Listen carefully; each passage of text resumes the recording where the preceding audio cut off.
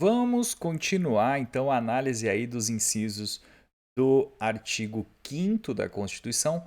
Paramos aí no inciso 39.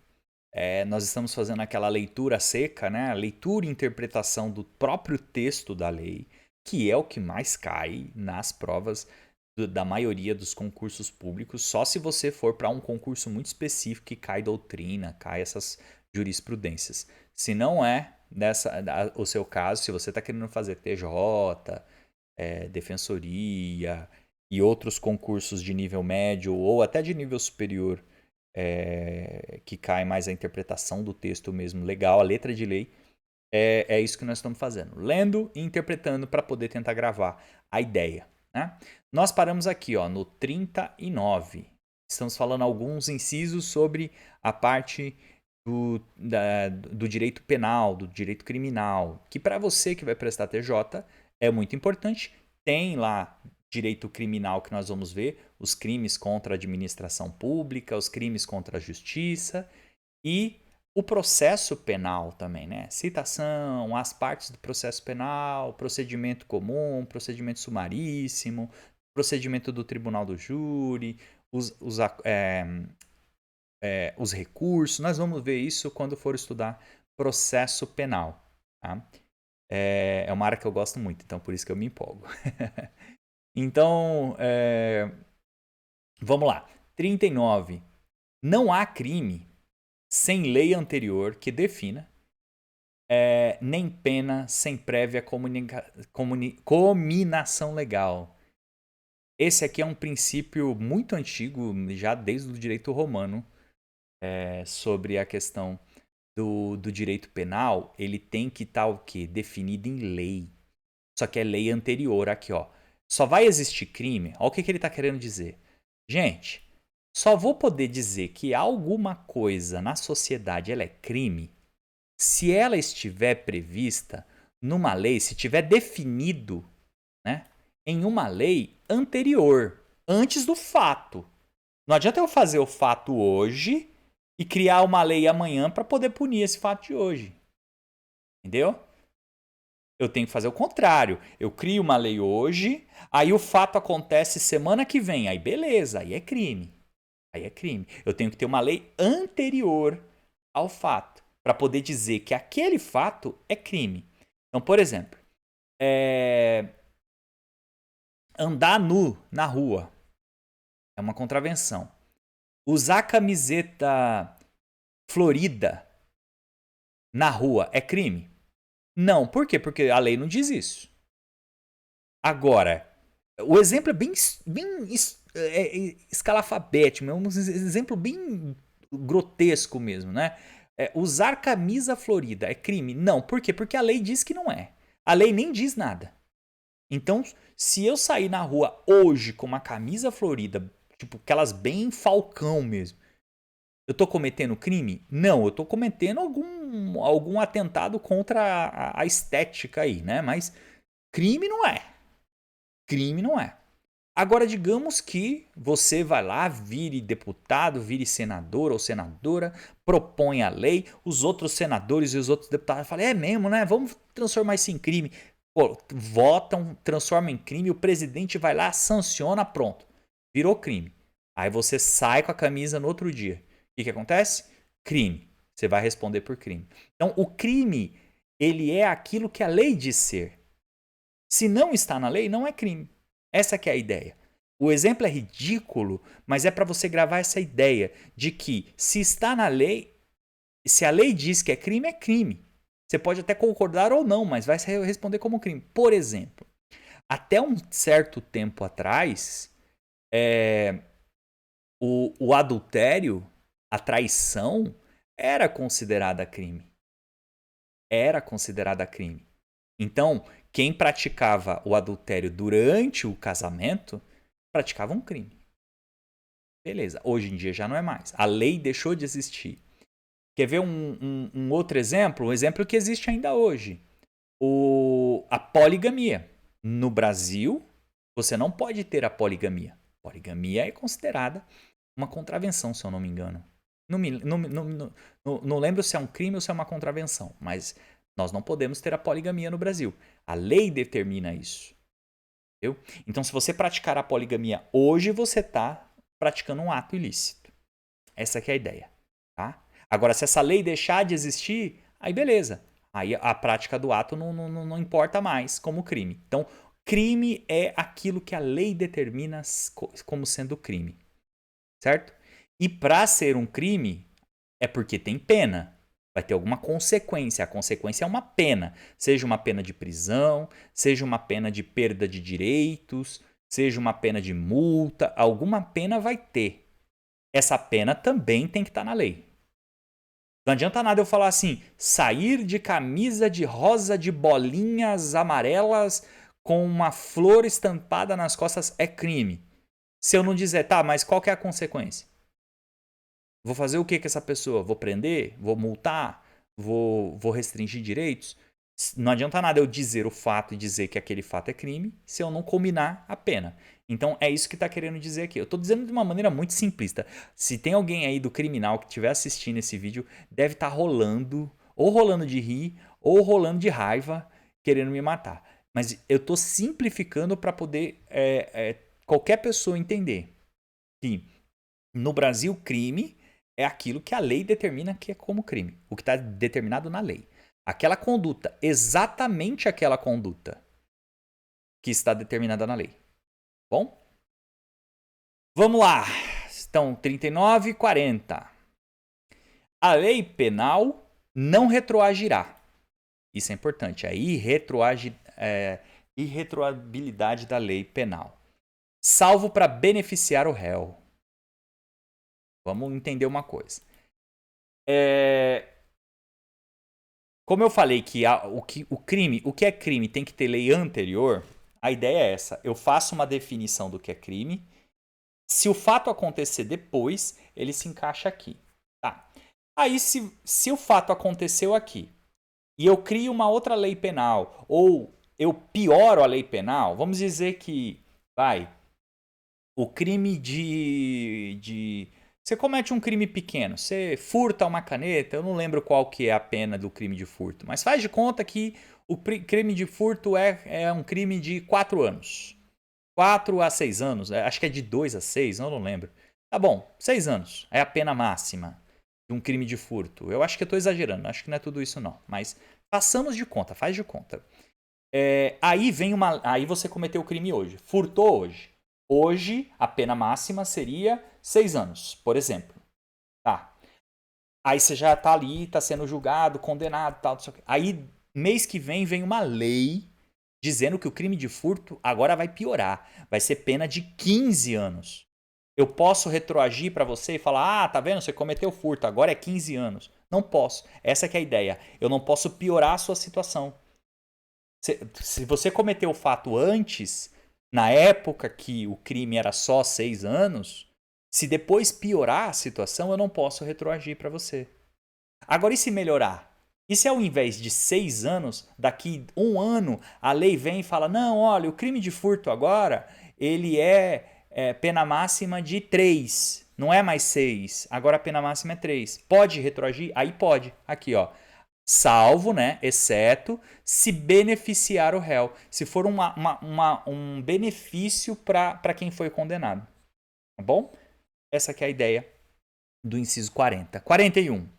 A lei punirá qualquer discriminação atentatória dos direitos e das liberdades fundamentais. Então aqui está trazendo essa ideia de que qualquer forma de discriminação que atente contra direito ou liberdades fundamentais, a lei vai punir. Tá? Basicamente é isso. Aqui não tem muito que a gente se estender não. E aí é aqui que fundamenta a gente falar de racismo, de homofobia, de machismo, de coisas que atentem contra os direitos das pessoas e contra as liberdades fundamentais, contra o exercício de direitos e exercício de liberdades fundamentais. Não tem muito segredo. A prática do racismo constitui crime inafiançável e imprescritível, sujeito à pena de reclusão nos termos da lei. O que é um crime inafiançável? E se a pessoa for presa cometendo um crime de racismo, ela não vai ser imposta a ela a fiança para que ela responda em liberdade. Ela não vai poder pagar a fiança para poder responder em liberdade. E também é um crime que não prescreve. Não sei se vocês já pensaram nisso, mas os direitos, a maior parte dos direitos, eles não são eternos. A maior parte das coisas, elas não são eternas. Elas têm uma duração no tempo. É isso que a gente chama de prescrição. Um direito ele prescreve, quer dizer que ele não foi exercido durante o tempo que ele deveria ter sido exercido, então ele deixa de poder ser satisfeito. Vamos ver um exemplo? Você está devendo dinheiro. Você está devendo dinheiro para mim. Passamos de conta. Você deve dinheiro para mim. Eu tenho 5 anos para cobrar você. Eu tenho 5 anos para entrar na justiça, para promover uma ação, para depois executar essa ação. Se depender do título que eu tiver, eu já posso entrar com a ação executória. Eu tenho 5 anos para isso. Se eu não exercer esse meu direito de cobrança durante esses 5 anos, prescreveu. Eu não posso mais entrar com uma ação para cobrar você. A hora que eu entrar com a ação, o juiz vai olhar aí e falar: aí, meu amigo, já extinguiu, prescreveu, você não pode mais. Ah, mas ele me deve. Eu não estou nem entrando. O juiz vai falar: não é comigo mais. Eu não estou duvidando que a pessoa te deve. Ela realmente pode até te dever, mas eu não posso mais te ajudar nisso. Por quê? Porque prescreveu 5 anos. Tá bom? Agora vem pra cá. Aqui nós estamos falando de crime. E eu tô dizendo que o crime de racismo, ele é um crime que é imprescritível. Se você cometeu o crime de racismo hoje, você pode responder por ele quando você for achado. Você tá foragido. Você foi encontrado daqui 50 anos. Você vai responder por ele, porque ele é um crime imprescritível. Não prescreve. Não prescreve. Não prescreve. Certo? Você vê o quanto que o legislador quis dar de importância para esse crime. Não é só esse crime, tem outros crimes também que são inafiançáveis e imprescritíveis. Mas por enquanto vamos ficar com esse. Depois a gente faz um compilado. Ó aqui, ó. E é logo de baixo, né? É logo de baixo. Ó, a lei considera crimes inafiançáveis e suscetíveis de graça. Ah, não, aqui não é prescritíveis. É só inafiançáveis. Ou insuscetíveis de graça, anistia, a prática de tortura. Então, o crime de tortura, ele é um crime que não pode ter fiança, ele é inafiançável, e ele não pode ser concedido graça ou anistia. Anistia é como se fosse um perdão. A graça também, né? A graça ou anistia é um perdão. A diferença é quem dá a anistia e quem dá a graça. A graça é o presidente da República, a anistia é o Congresso Nacional. É um perdão pelo crime. Tá? Perdão, de certa forma te perdoar pelo crime. Tá, mas o crime de tortura não pode. Se for crime de tortura, se for crime de tráfico de entorpecentes, né? Tráfico de drogas, não pode ser perdoado. Não pode. Se a pessoa foi condenada por tráfico de drogas, não pode ter graça, não pode ter anistia. E não pode ter fiança também. O terrorismo e os definidos como os crimes hediondos. Os crimes hediondos, tem uma lei dos crimes hediondos que diz quais são os crimes hediondos. Tráfico de drogas é um crime hediondo, homicídio é um crime hediondo, uma série de crimes hediondos. Não cai para vocês no concurso nesse momento. O que interessa para nós aqui é saber que crimes hediondos, o crime de tortura, o crime de terrorismo e os crimes de tráfico, esses 4, eles são inafiançáveis e eles não são suscetíveis, e eu acho que essa é a parte mais importante desse inciso para você, eles não são suscetíveis de graça ou anistia, ou seja, não poderá ser perdoado, nem pelo presidente, nem pelo Congresso.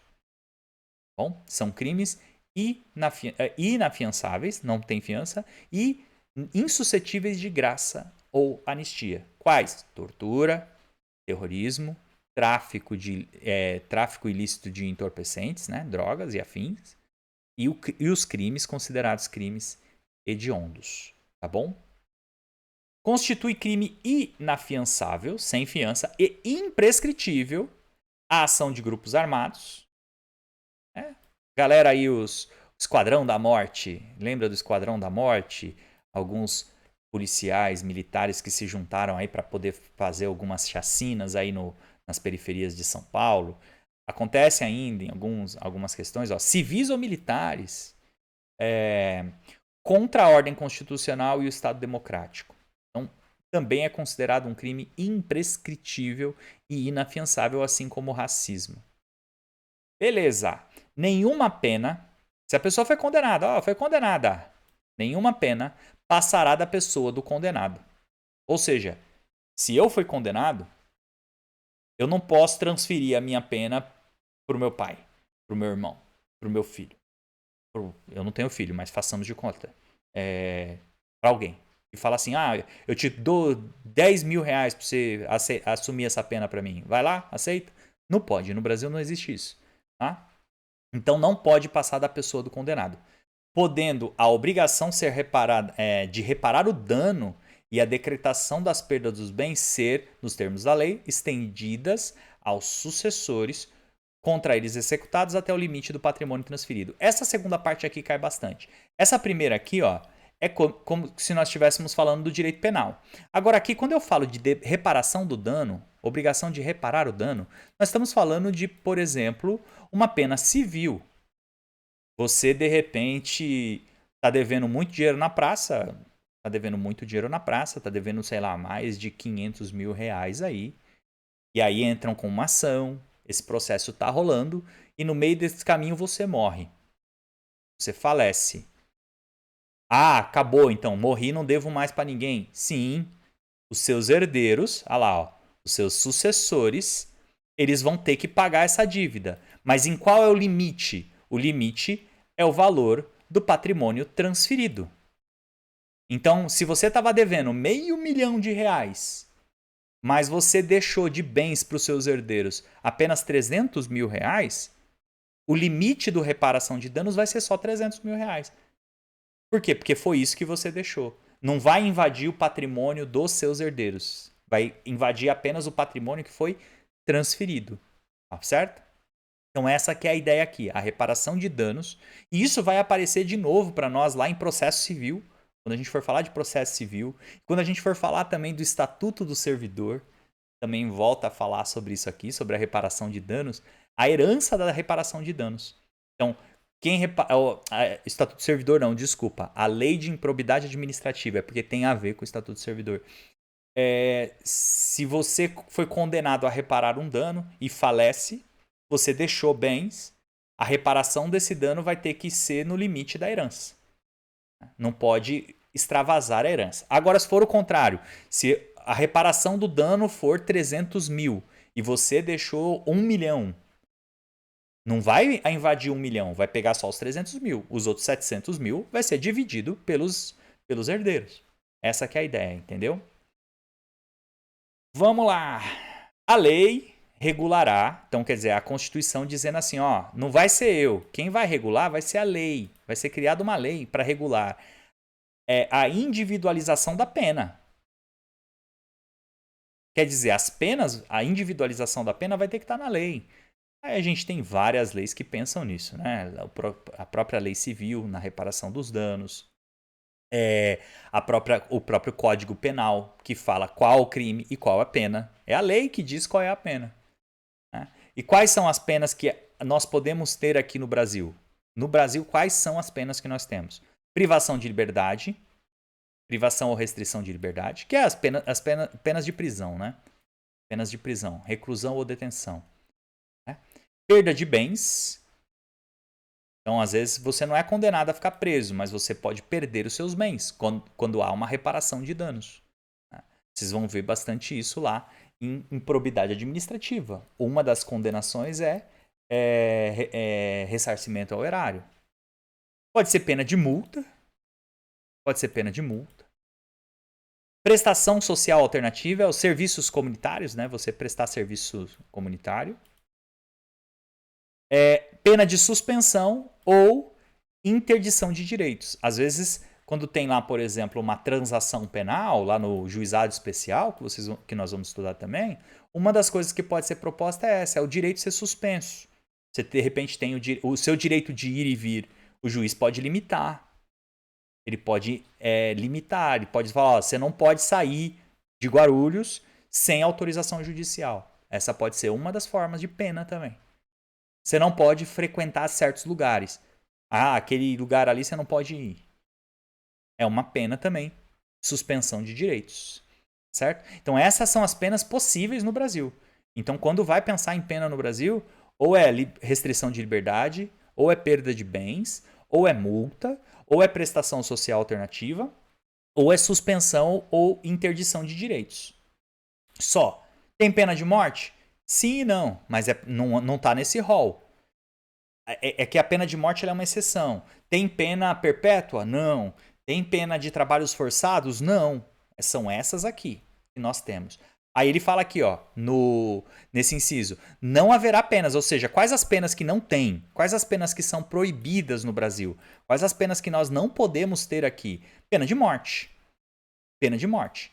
Qual que é a exceção da pena de morte? Só em caso de guerra declarada.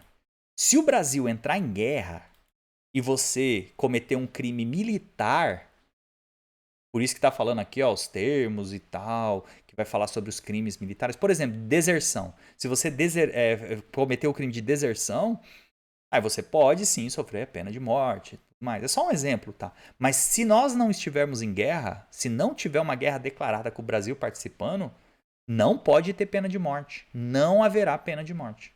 A exceção é se tiver uma guerra declarada. Pena de caráter perpétuo. Não pode ter pena perpétua no Brasil. A pena no Brasil hoje de restrição de liberdade, de prisão, ela é no máximo de 40 anos. Porra, mas 40 anos é foda, né, mano? 40 anos é uma vida inteira, né? Alguns de nós aqui temos 40 anos. Agora imagina, tudo isso preso. Mas não é perpétua, na teoria, né? Trabalhos forçados. Não pode ter pena de trabalhos forçados. Né? A pessoa está presa. Ela é obrigada a trabalhar? Não. Ela não é obrigada a trabalhar. Ela pode trabalhar? Pode. Ou as penitenciárias têm que oferecer aí o serviço, as possibilidades dela trabalhar lá dentro. Com o trabalho lá dentro, ela diminui a pena, ela redime, né? Vai remindo as penas, que a gente chama. Ela recebe um dinheirinho também, que é depositado lá numa conta e tudo mais. Não é também trabalhar de graça. Mas os trabalhos forçados, não. Ela trabalha se ela quiser. Aí ela tem os benefícios de trabalhar. Se ela não trabalhar, ela não adquire esses benefícios. Pena de banimento ou ostracismo, né? Uma outra palavra que pode... Não, para vocês não vai aparecer isso. É o ostracismo. Pena de banimento, tipo, ó, sai do Brasil. Não, nunca mais volte. Tem algumas pessoas que nós gostaríamos de fazer isso. Mas não pode. Não pode ter pena de banimento. E qualquer pena de natureza cruel. Tá? Qualquer pena de natureza cruel. Aí vai ter algumas pessoas, isso é um absurdo, o Brasil é muito bom. Gente, não é. É que assim, o Estado, nós vivemos num Estado democrático de direito. O Estado, se a pessoa que cometeu o crime, ela foi cruel, ela foi do mal, ela foi um problema para a sociedade, o Estado não pode pagar com a mesma moeda. O Estado tem que ser racional, o Estado tem que ser democrático, ele tem que agir de uma forma organizada e racional. E de certa forma também humana. Até porque, para não cometer injustos. Para não cometer injustos. Então, nós não podemos dizer, atribuir ao Estado esse papel de ser um cruel. Porque o bandido foi cruel, o Estado também deve ser cruel. A ideia não é essa, tá? A ideia não é essa. A ideia é que o Estado seja racional, que organize, que crie de forma objetiva quais são suas penas e quais são seus objetivos. Né? Nós não queremos um Estado punitivo, nós queremos um Estado social, nós queremos um Estado que beneficie, que as pessoas, todo mundo cresça, se desenvolva, tenha emprego, tenha educação. É isso que nós queremos do Estado. Nós não queremos um Estado que fique batendo na porta dos outros para prender, para bater, para matar. Não é esse tipo de Estado que a gente quer. Pelo menos não é o que eu quero. E eu acho que essa é a ideia da Constituição aí também. Tá bom? Depois, então, vamos lá. Vamos ver mais alguns aqui. Depois a gente dá tempo ainda. A pena será cumprida em estabelecimentos distintos, de acordo com a natureza do delito, a idade e o sexo. Então, vai lá, estabelecimentos distintos. Ou seja, eu não posso prender no mesmo lugar, homem e mulher. Eu tenho que ter um presídio para homem e um presídio para mulheres. Tá bom? Até mesmo por causa das necessidades de cada um. Homens vão ter suas necessidades físicas e biológicas de uma maneira, de saúde de uma maneira, a mulher tem outras. O atendimento de saúde é outro, o atendimento de necessidades físicas é outro. Então, por isso que os estabelecimentos têm que ser distintos. Com relação também à natureza do delito. Eu não vou colocar junto uma pessoa que roubou galinha com um grande traficante de drogas internacional. Ou com um psicopata, homicida, serial killer. Mano, tipo, não faz sentido. Então, a natureza do delito também faz com que eu separe essas pessoas de acordo com o estabelecimento. E até mesmo a idade, né? A idade, tá bom? É um outro critério aí pra gente estabelecer, criar esses estabelecimentos distintos. Tá? É assegurado aos presos o respeito à integridade física e moral. A gente sabe que não é bem isso na prática, né? Não sei se vocês já tiveram o desprazer de visitar um presídio, mas as situações são desumanas, né, num presídio. Mas lá aí vem falar mal Não, mas, gente, é o pior lugar do mundo. Tipo, não tô vendo ninguém pular a muralha querendo entrar de volta. Falar, não, aqui adoro ficar aqui. Todo mundo que tá lá quer sair. Porque o negócio é feio. Mas a Constituição diz aí que tem que ser assegurada a integridade física e moral do preso. Tá? Depois vocês vão ver lá nas normas da corregedoria que o juiz corregedor tem que visitar todo mês os presídios para ver se está sendo respeitado todas essas normas constitucionais e as normas da corregedoria. Nós vamos ver isso. Mas qual que é o fundamento que tem lá nessa norma da corregedoria? É esse aqui, é esses fundamentos que nós temos aqui na Constituição. Tá bom? As presidiárias, ou seja, as mulheres, né, que estão presas, serão asseguradas condições para que possam permanecer com seus filhos durante todo o período de amamentação. Ai, tá sendo bonzinho com as presidiárias? Não, tá sendo bonzinho com a criança que nasceu. A criança nasceu, a mãe tá presa, ela precisa continuar sendo amamentada e ela precisa desses primeiros meses de contato com a mãe. Então, a ideia aqui da Constituição é preservar a saúde física e mental e o desenvolvimento da criança. Então, para as presidiárias, não é porque acabou de ter o filho, vai tirar a criança de lá e fica longe da mãe e pronto. Não, é o contrário. Durante os primeiros meses, o estabelecimento prisional vai ter que ter condições de assegurar que a mãe fique com a criança ou a criança fique com a mãe, pelo menos durante o período de amamentação. Tá bom?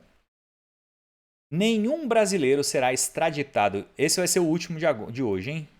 Nenhum brasileiro será extraditado. Esse aqui cai demais. Nenhum brasileiro será extraditado, salvo o naturalizado, em caso de crime comum, praticado antes da naturalização ou de comprovado envolvimento com tráfico ilícito de entorpecentes e de drogas afins na forma da lei. Vamos lá. O que é extradição? Extradição é você mandar embora para fora do Brasil para mandar para algum outro país. Então vamos dizer assim, que você está respondendo por um crime lá em Portugal. Então você foi para Portugal viajar, cometeu um crime lá, voltou e aí o processo começou a rolar lá. E aí o governo português fala: Brasil, me entrega o fulano. Porque ele está sendo julgado aqui, ele está sendo condenado. Eu quero que você extradite o fulano. O Brasil vai olhar e falar assim: fulano é brasileiro, naturalizado? Então não vou extraditar. Mas ele cometeu um crime horrível. Não importa. Se ele é brasileiro nato, o que é o brasileiro nato? É quem nasceu aqui no Brasil mesmo, brasileiro nato. Quem nasceu no Brasil, filho de brasileiro, ou quem só nasceu no Brasil. Depois nós vamos ver essa questão da nacionalidade. Se é o brasileiro nato. Brasileiro nato jamais será extraditado, não importa o crime que ele cometeu. Agora, e o brasileiro naturalizado? O que é o brasileiro naturalizado? É aquela pessoa que não nasceu no Brasil, nasceu em outro país, veio morar no Brasil e se naturalizou aqui. Ah, o cara é português, o cara é japonês, nasceu lá no Japão, depois veio morar aqui no Brasil, tá aqui durante uns anos e adquiriu a cidadania brasileira. Ele se naturalizou brasileiro. Esse vai ser extraditado? Em regra também não. Em regra não. Então, nem o brasileiro nato, nem o brasileiro naturalizado. Agora, no caso do naturalizado, tem uma exceção. Se ele cometeu, se ele cometeu um crime, seja crime comum, antes da naturalização, aí ele vai ser extraditado. Se esse crime que está sendo solicitado para que ele seja extraditado para o país foi cometido antes da naturalização, aí ele poderá ser extraditado. Ou, se o crime que ele está cometendo, aí independe, pode ser antes, pode ser depois, for um crime com envolvimento com o tráfico ilícito de entorpecentes ou drogas e afins. Então, vamos lá. Qual que é a regra? Brasileiro nato e brasileiro naturalizado não vai ser extraditado. Beleza. No caso do extraditado, então ele não vai ser... Ou, no caso do naturalizado, ele não vai ser extraditado. Salvo, tem duas exceções. Duas exceções. Uma é se ele está envolvido com tráfico de drogas. Não importa quando. Se ele está envolvido com tráfico de drogas, beleza. Extradita. Devolve para lá. Vai lá. Estão te pedindo lá.